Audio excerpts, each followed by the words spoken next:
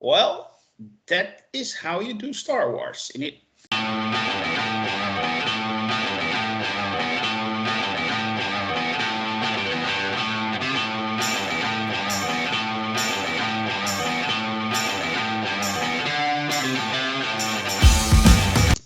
This is the Review of Champions, and I'm your host, Grandmaster. With me is a powerful panel made up of the finest champions Cigar has to offer. Let me introduce them to you. First up, we have Merv. How are you, man? Fantastic. Voice only, we have Mr. Lord Deathman. How are you? I'm doing well today, thanks. And last but certainly not least, the original, Mr. Taylor First. How are you? Excellent. Now we're all good. We're going to talk about episode 8 of Skeleton Crew. It's the season finale. If it's the season finale, we will discuss that. But before we do, I want to ask you all to help us out. Like and share this video, subscribe to our channel, and join our forum at cigar.freeforums.net. Set up an account. How you do that? Click on the link in the description. It gets you straight to the page, and you can join our conversation on the board. We would love it if you do that. This is your final warning. We're going to discuss the season finale of Skeleton Crew in depth. So if you haven't seen it, then do that first and then come back to the video. Jot, he is trying to take control of the treasure in the mint, but those kids, they are not easy to defeat, are they, Taylor? Those meddling kids got in the way again. Yeah. Ruined his plans. Yeah. And good for them. Yeah, it's a great episode, and it was a great season altogether. Yeah. No complaints or anything? Nitpicks? No. No? Okay. No. Hope we get some trash talk from Merv. Merv, how did you like the season finale? I thought it was great. I loved the action in this episode. I liked pretty much the entirety of it. My only nitpick, and it's a small one, is that it kind of ended relatively quickly, and I would have liked a little bit more of like a coda or an outro kind of scene or montage or something. Just I don't know, to put something on the end there. That's really the only nitpick I had. Everything else was fantastic. I love this episode, and I really love the series. Lord Deathman, do you join Taylor and Merv in praising the season finale and the show? I certainly do. I didn't even realize this was the season finale. I was hoping we would get another one, but I guess this is it, and I'll have to wait. But yeah, this was a great episode. I think the whole pirate invasion in terms of how that was executed was extremely well done. I have very minor nits that really revolve around kind of just pacing and resolution issues. Mm-hmm. So, I think that there were just a few plot threads that were kind of left unresolved. And just a few things around. I was hoping to get more background about certain characters, including especially Jude Law's character. Yeah. But again, those are minor nitpicks about the show. Overall, I was very satisfied with the season and the episode. Yeah, okay. You can elaborate on that a little bit more later. But first, I want to hear Merv. So you would have liked like a Winter Soldier kind of outro where you get like a montage where all the characters are going and like maybe a little bit of soundtrack underneath. It could have been something like that. Like the easiest thing that I thought of right away was just like have a scene where one of the Republic ships, the X-Wing, lands, the parents with the kids in tow like wander over and they're like, what planet is this? And they're like, and then it just like pans away and you see the destruction of the pirate ship, or just something like that. Something to lead me to believe that At-Atten, I mean, it's obvious, but At-Atten is now going to join the New Republic as a nation of planets or whatever. I don't know. It just felt like Wim running into the room, staring up in the sky at the other ships. That just felt like kind of a more abrupt ending than I would have been totally content with. But like I said, that's really a minor nitpick compared to what I thought was a really great episode. I loved the action here. I do just a little bit of a mild annoyance is the loose cliffhanger from the last episode, where we see Jod ignite his lightsaber, and it's like, oh no, they're in trouble, and then he immediately just puts it away, and it's like not even a thing. That kind of annoyed me a little bit more because like if you're gonna leave on a cliffhanger of danger, don't immediately just ignore it or get rid of it or whatever. But it makes sense for where it was going to go because I didn't even know why Jod was igniting his lightsaber last episode anyway. Like, I feel like he's here all alone, surrounded by these droids and whatnot. If he murders children in the vault, they're just all going to shoot him, and he may, have taken them all out based on what we see later on in this episode, but who knows? But I really liked just once everything started going, the little bit of cat and mouse, I guess, with Jod and Fern, I guess mainly, whenever she's kind of more or less being held captive. I forget what they called him, the big robot that's in charge of everything. I was hoping, I guess, another mild nitpick is I was hoping that would be a bigger reveal than it was. Like, it's fine. It makes total sense that it would be a computer that, that actually makes the most sense. I'm glad it was that. But like, I thought it would be more important, I guess, than it really was. And it really just wound up being like a security program essentially for the planet, which was fine. But then once everything started happening and they were trying to get the ship out, the power was down, and it felt like everyone had something to do, which is the big thing that I really enjoyed about this episode. It felt like every kid had a purpose here. Even some of the adults had a purpose here. And it was like, you need to do this. It felt very Rogue One in that essence, where it's like, you need to do this before you can do this. We can't do this until the power's back on. Okay, once the power's back on, you got to get out. Okay, but she's getting shot at, so I'm going to provide cover fire. Okay, once you're out, then you got a radio signal. Okay, how are we going to do that? Oh, now you're crash landing back down. And it just felt like a very nice, like, domino effect of action sequences, kind of. And I just really thought it was fantastically done. Yeah, I mean, once those action sequences are done, it would kind of ended, though, is the thing.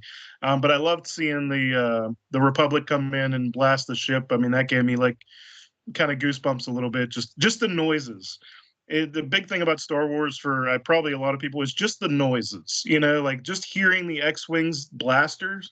Like it just immediately brought me back to some of the movies and stuff. And it's like those little things that I didn't realize I missed about some of the Star Wars stuff that whenever you hear it or see it or whatever, it's like, this really brings me back. So, yeah, I really like this episode. Lord Deathman, you also had some nits. Yeah, and again, I don't want to make a mountain out of a molehill. I think that they've done an excellent job given the demographic that they were aiming for in terms of making this feel like a show that has like real stakes and that you can invest in. But at the same time, I do feel like there was, I guess I wanted more of a sense of closure. This episode kind of felt to me like it had ended somewhat abruptly. Some of the reveals seemed a little anticlimactic to me, but again, those are minor nitpicks. My overall impression of the show and the moments that I got out of this episode are extremely positive. I mean, there's several highlights I can point to. I think Merv has done a good job of kind of rehashing the majority of what happened. So I can only piggyback on, what he's been saying so far. But yeah, it was kind of absurdly surreal and cool to watch a pirate invasion of a suburban environment. I was like, okay, that's pretty cool. The weird assassination of the I think the government leader, the droid, stood out to me in my mind. I was like, this stuff's fairly sophisticated again for the audience that they're trying to go after here. There are a lot of good action beats in terms of KB flying the ship and Wim wielding Jodes. I always forget how to pronounce that name. The lightsaber there. The kids using the turret, was a little bit of a thrill and a gas. Yeah, lots of great character moments too, as well. So with Fern pushing her mom to kind of take action. I thought that was a great moment. Yeah, I think there was a revelation. Was that this episode? Yeah, I think so, where they revealed that this is an empire-controlled planet, and all of that kind of stuff. So it all goes down really well for me, and I don't have any serious complaints about the show. But I don't want to overpraise the show. This isn't the greatest Star Wars I've ever seen. I don't want to kind of make it go that way either. But there's certainly not a lot to be upset about this, and I think the way they executed the action, they have been consistent all along, and that this is just a great show from stem to stern. And if we're making a ship reference here, and I think all of the actors, even the child actors, which is hard for me to connect mostly with child actors, were doing fantastic work. I could see great futures for most of the child actors on that show. I was a little disappointed to hear that just in reading some of the news after watching the episode, that there was this actress Yasmin Al-Mizri, who I believe is a Palestinian-born actress. She was set to be in this, and I have seen her in some other things where I thought she was really good. She was set to be in this playing an unnamed Jedi character who I believe was going to be Jod's sort of master, during the sort of what is it, Order 66? Did I get that right? Route 66? Order 66. Yeah. Order 66. Yeah. She was supposed to end up being his master, but her scenes got cut. And she threw up a few photos on social that made it seem like that was a bad idea to cut those scenes. Yeah, those she are my looked only awesome in those gripes. photos. Yeah, I saw those photos. She looked awesome in those photos. I agree. But yeah, sometimes that happens. I mean, sometimes parts get cut to help the pacing of the show. And well, as you both concluded so far, and I'm sure Taylor will agree, the pacing of the show was excellent. So we have no complaints there. So yeah, choices. Taylor, you heard the nitpicks. Are they just nagging, or you kind of agree?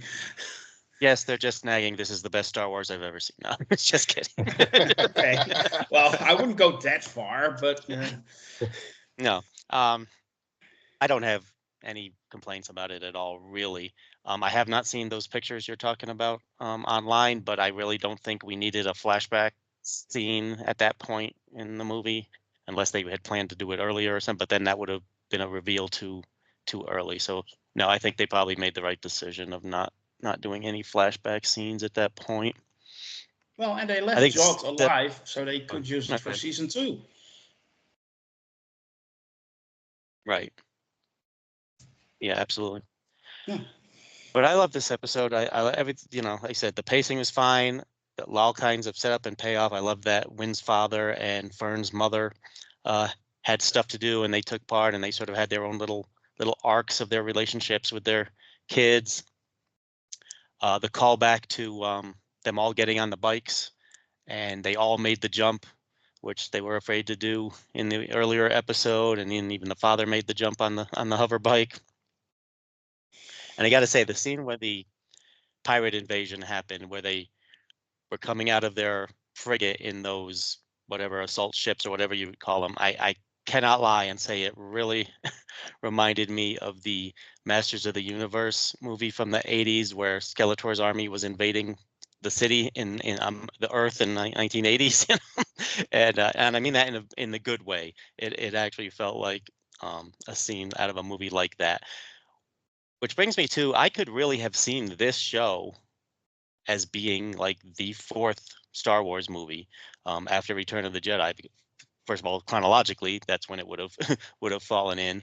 But I think this show did such a good job of being from that era. I really could have seen this being episode 7 of the Star Wars saga, and I think it would have fit right in and felt fine. Jode's story was good. It's fairly funny about Jode. He threatened to kill a whole lot of people, but he didn't kill anybody. He didn't. Well, I mean, he killed other pirates. He had no problem killing other pirates or people in his way, but he didn't kill the kids and he didn't kill their parents. And you could tell he was torn. He didn't want to kill people. He just wanted to get rich and be a super rich pirate king somewhere. And he is very much like, I mean, the references to Treasure Island and Long John Silver become more and more apparent as the show goes on. Long John Silver was a murderous pirate, but he did protect Jim Hawkins at the end of the movie, or the end of the book, from the other pirates. Also, the whole, buried treasure, and the kids know how to get to the treasure, and the pirate tricks them and pretends to be their friend. Again, all very Treasure Island referenced heavy, and that's fine. Star Wars does lots of references to other literature and things. But I just thought, the fact that everyone had something to do. KB flying the ship, going up there, getting the message out, being as clever and creative as she is, and putting SM-33 back together, and you holding his head in one hand to help her fly the ship. Very, very smart, because she wasn't able to do it all by herself, but she knew how to reconnect his decapitated head. Neil remembering that there was a giant cannon on top of the school at Akron, and since this planet is exactly like at Akron, he remembered that the cannon was up there, used that to distract the pirates long enough. So again, I loved how and of course the whole scene in the supervisor's headquarters or whatever was very interesting and action-packed, and a lot of intensity, and of course the parents trying to decide, should we take action, should we not take action, should we risk our potentially risk our lives and our kids' lives, is it worth it, and all that, and of course none of that was all monologued out. You could just watch it and see what they were going through and what was happening. Again, all really well done. Jude Law's acting was really great, I thought. I just thought it was just a joyful, fun watch this whole season. Yeah, I agree. And I agree with Lord Deathman that it's not the best thing Star Wars has ever done, but it's certainly not the worst thing Star Wars has ever done, even if you look at only the last year. So, I mean, that wasn't hard. But anyway, are you hoping for season 2, Taylor? Yeah, I'd be happy with it with a season 2. I mean, I trust that they would come up with a good story. I mean, Jode escapes and does something that's, I say I'm glad I'm not the writer, because I think it's a little bit hard to come up with a good story to continue with these same characters. Mm-hmm. But if the way they wrote this season is any indication, I'm sure they could come up with something, and I would really like to see more with these characters. Merv, you also would like to have a season 2 of this, or? And it's funny, that was one of my first thoughts, was like, where do they go from here? But you could really, I feel like a good writer especially, could write any kind of a good jumping off point for the next step in this. It's not going to be, I guess, I don't think it would be as simple as, the kids find another ship on the planet and now they're back in space again as pirates. But like, there's any number of things you could do to get them pushed out the door. You know what I mean? Anything from another invasion, they're still sitting on a gold mine, to maybe they're transported back to the Republic and that ship gets attacked and now they're kind of stranded in a different ship or something, But yeah, I would really like to see a season 2. And I think it's fun. Like, it's just a fun show. It's not bogged down by all the lore and everything like that. It's got its own little niche in the Star Wars universe, and it's just fun to step into it without dealing with everything else. Like it doesn't have to tie to every single other project ever in Star Wars lore to be entertaining. Yeah, you don't need a cameo from Obi-Wan Kenobi in this. Yeah.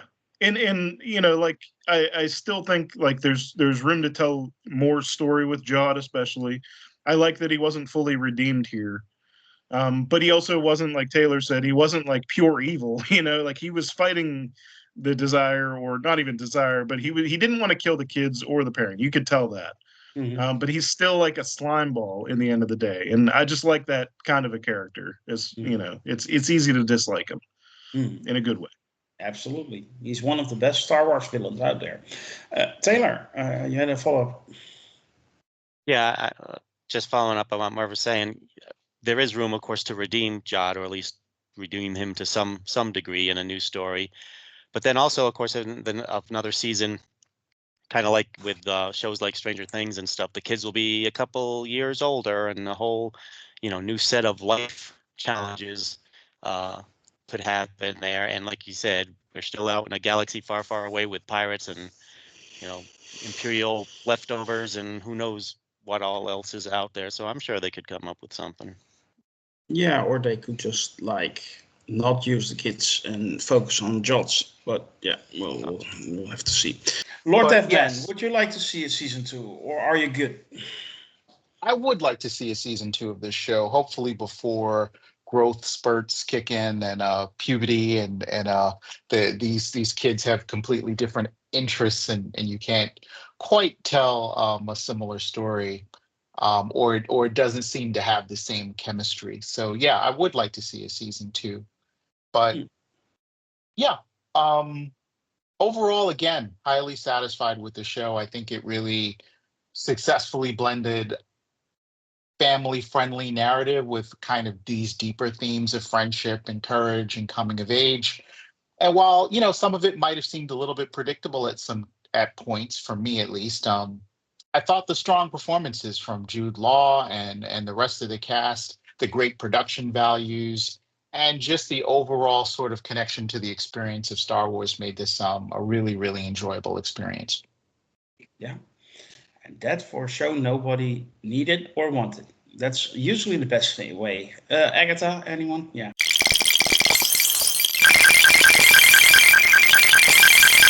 You know what? It's time to move on to a rating for the season finale and for the show. So my question to you, Lord Deathman, is how many acolytes out of Endor does this show get? Yeah, this was really tough to do. Are we talking for the episode or the season or both? Both. You can do both separately. Well, I definitely want to give the season and this episode an 8. Again, this Star Wars story from a child's perspective that doesn't talk down to the audience was executed a lot better than I thought it was going to be when I saw the previews and heard about this prior to experiencing the show. And I do think it maintains the spirit of classic Star Wars adventures, which is, probably the number one job they had to do with this material. Yeah. That's the number one job they always have to do. But anyway, Taylor. Well, it would have been 9 out of 10, but when the Republic fighters came in, and it wasn't just X-wings, it was also B-wings, which I don't even think we've ever seen in live action, unless I'm forgetting, and a larger ship. I love that they just went all out. They didn't spare any expense apparently on this show. So I will give the episode a 10 out of 10, and I'll give the season a 10 out of 10. But no acolytes at all. No, Merv. I'll give the episode a 9 out of 10 because I think it was a highly satisfying finale. I'll give the season overall an 8 out of 10 just because still leaves some breathing room for stuff like Andor or even the original series, which might eke it out a little bit on my Star Wars rating scale. So 8 out of 10 overall. Okay. I give the season finale a 9 out of 10 and also the season as a whole a 9 out of 10. Pretty solid, pretty good.